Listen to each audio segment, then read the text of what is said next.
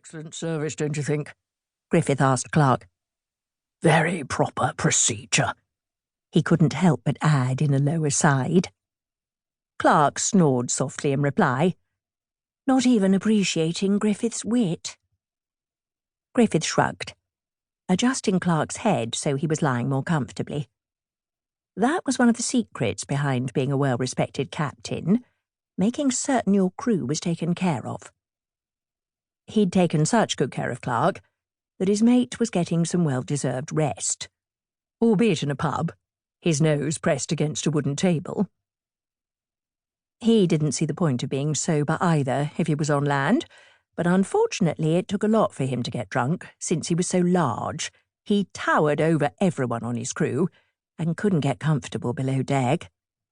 His jackets always felt a bit snug too, since it seemed tailors did not actually believe that a person's shoulders could be as wide as Griffith's.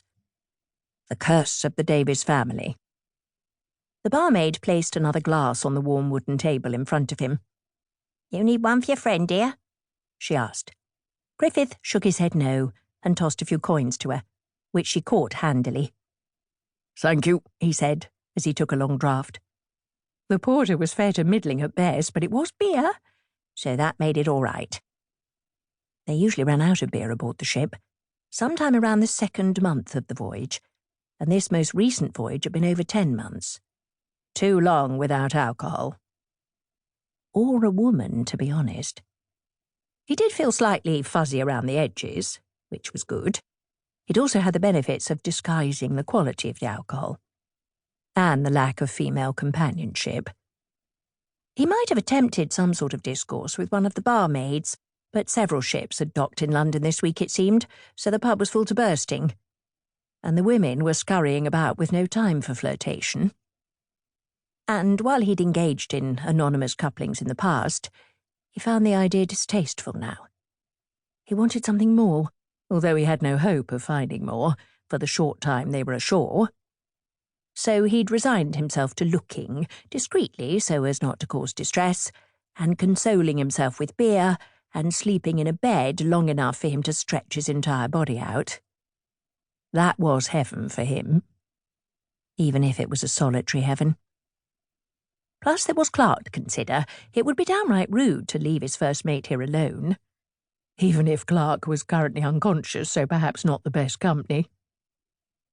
"It's you and me, love," he said to the glass, which was already nearly empty. He, Clark, and his crew had made sure only that morning, and after filing the ship's paperwork with the authorities, he had told his crew to do whatever they wanted until he sent word they were needed. He presumed they were scattered around London, doing exactly what he was doing, give or take a few ales and women. Or, like Clark here, getting some well-deserved rest. He took the last pull from his glass as he saw the door to the pub open. His mouth dropped open as he saw who had walked in. Not that he knew the lady, how could he? Just that she looked like a glorious angel, a vibrant, dark-haired woman wearing a dark cloak of excellent quality. The glimpse he got of her face indicated she was truly stunning, and was entirely out of place in this dingy dockside pub. "I wish you were awake for this," Griffith murmured in Clark's direction. "And I'm reconsidering my stance on anonymous couplings. Although she is clearly a lady, so that would not be possible." Too bad, he thought. For him, not for her. He didn't think a lady would wish to have anything to do with someone like him, even though, theoretically at least, he was a gentleman. The female wore an enormous bonnet, making her have to turn her head to glance around her, a newspaper tucked under one arm, while in the other she was brandishing a tiny sword? A poker for the fire? Oh, a hat pin. Of course, because young, beautiful ladies often ventured into disreputable establishments carrying only a newspaper and an accessory.